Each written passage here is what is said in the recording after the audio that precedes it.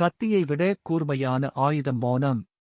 நம் முன்னோர்கள் சாப்பிட்ட உணவு நம் பசியை ஆற்றாது, நம் முன்னோர்கள் உடுத்திய உடை நம் மானத்தை காப்பாற்றாது. நேற்று என்பது இன்றைய நினைவாகலாமே தவிர நேயமாகாது. முதுமையில் மதிப்புடன் இருக்க பிள்ளைகள் பேரன் பேத்திகள் விஷயத்தில் தலையிடக்கூடாது. அறிவுரை கூறுவதை நிறுத்த வேண்டும். பெற்றோர்களின் அழுகையை நிறுத்த பிள்ளைகள் இருகரம் நீட்ட வேண்டும். பிள்ளைகள் பெற்றவர்களுக்காக அனுப்பப்பட்ட தேவதைகளாக நினைப்பார்கள். உனக்கு கெட்டது நடக்கும் என எண்ணி சில பேர் செய்யும் காரியம் நல்லதாக மாறிவிடும். அது ஏன் என புரியாமல் அவர்கள் புலம்புவார்கள். காரணம் நீங்கள் செய்யும் நல்லதும் கடவுளின் அருளும்தான்.